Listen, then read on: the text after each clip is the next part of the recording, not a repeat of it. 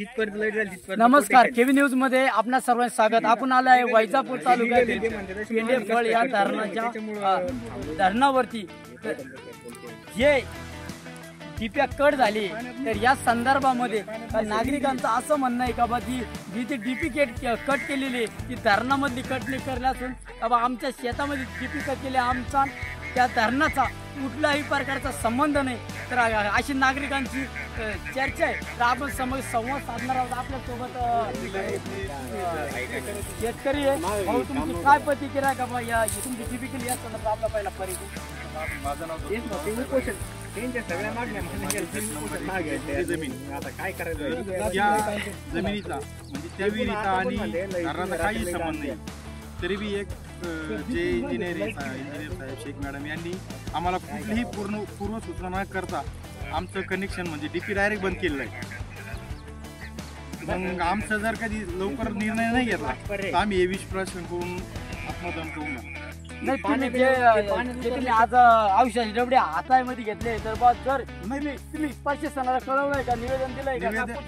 निवेदन देऊन 2 ते 3 दिवस झालेले तरी बी कुठलाही कर्मचारी आलेला नाहीये. महावितरणचा नाही, कुठलाही कर्मचारी आलेला नाहीये. तर ते अजून एक अर्ध्या तासात नाही आले तर आम्ही आमचा कार्यक्रम आम्हाला स्वतःला संपून घेणार. का बा एवढी वाईट वेळ बा यस का बा तुमच्या जे धरणाचेकडच्या तिकडे जे उपोषण चालू आहे, उपोषणकर्त्याचं म्हणणं आहे की पण त्यांनी जे स्पॉट आहे त्या स्पॉटवर न येता डायरेक्टली आमचा म्हणजे आमचा जो खाजगीचा वीज पुरवठा आहे तो डायरेक्टली कट करायला लावला आहे. मग आमचं एकच म्हणणं आहे, जर आमच्या नसेल चालून द्यायच्या तर त्यांच्या पण बंद करण्यात यावं ही आमची कळकळीची विनंती. नाही तर मग आम्ही आमचं स्वतःला जेव्हाचं काहीतरी बरं वेट करून या. दुसरे हे बहुते मी का बाई औषधाची बाटली तुमच्या हातात दिसते तर बा अशी काय वेळ आली भाऊ? तुम्ही कोणत्या गटामध्ये आणि डीपी कोणत्या गटामध्ये कोणची? पहिले तुमचा परिचय. माझं नाव अमोल आयर आणि मी एक शेतकरी मुलगा आहे. तर त्यांच्या भांडणं तिकडं पाणी पुरवठ्यासाठी चालू आहे. आम्ही शेतकरी इकडं गट नंबर 51 मध्ये असल्यामुळं आमचं शिवर गटामध्ये आम्ही आणि आमचा गहू हरभरा कांदा लावलेला आहे. अक्षरशः तोंडाशी घास आलेला आहे. तो वाळून जर जात असला तर काय उपयोग आहे त्याचावाला? आम्ही आत्महत्या केल्याशिवाय काही पर्याय आहे का आम्हाला? आमच्यावर आपला कर्जाचा डोंगर आहे आणि तो फेडण्यासाठी आम्ही काय करायला पाहिजे? आणि सकाळपासून आम्ही इथं उपोषणाला बसलो आहे तरी एकही अधिकाऱ्याचा न फोन न इथं आम्हाला भेट दिली अजून.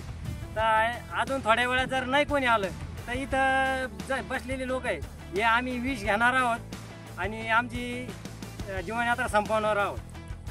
तर आपल्यासोबत दुसरे नागरिक आपण त्यांची प्रतिक्रिया काय भाऊ? तुमची काय प्रतिक्रिया भाऊ? तुम्ही आज इथं या उपोषण करता आणि वीजचे डबे तुम्हाला हातात घ्यायची बारी आली.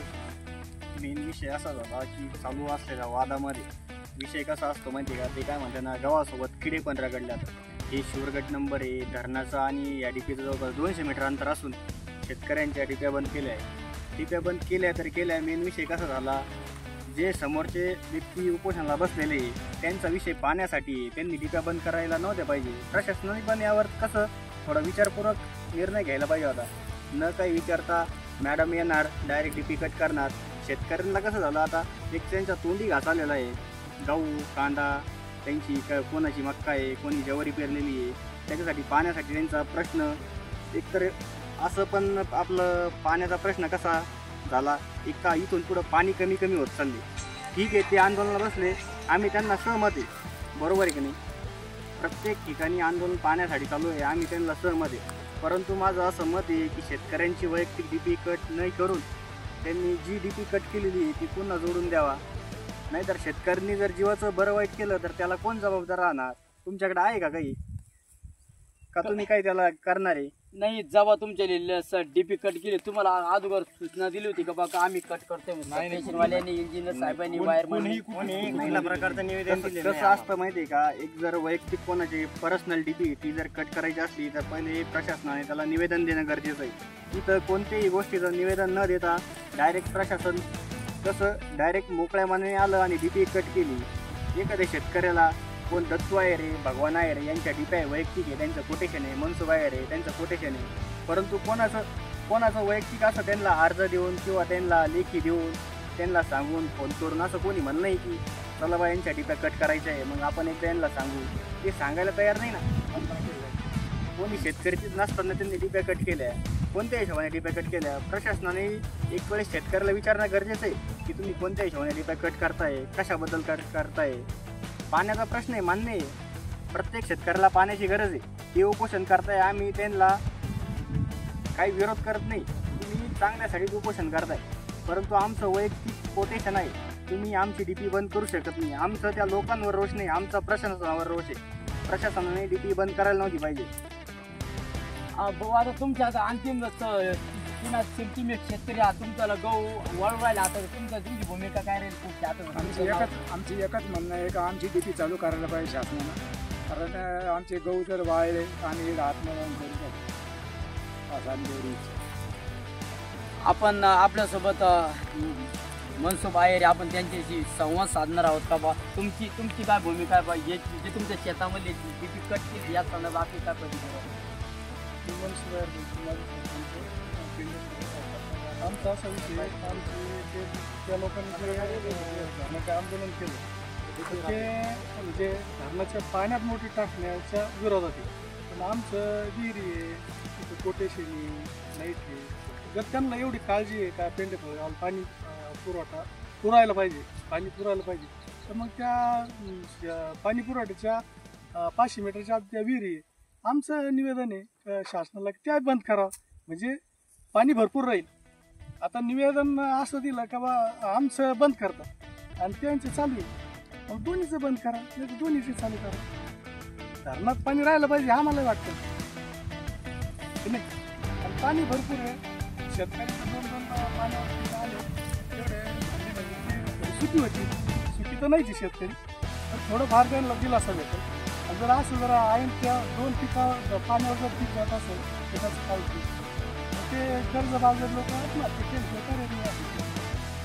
नाही तिकडं तर आपण बघितलं बा, तिला आता उपोषणाचा 7वा दिवस आहे का बा. त्यांचं म्हणणं असं आहे का तुमच्या बेकायदेशीर तुम्ही का त्या धरणामधून पाणी उपसा करता येतं का बा, बेकायदेशीर आहे का बा तुमच्या रिस्क? बेकायदेशीर नाही, बेकायदेशीर असेल तर ते काढावं शासनानं. आमचं काय माहिती, आमच्या जे लिगल आहे त्याची काही संमतच नाही काढायचं.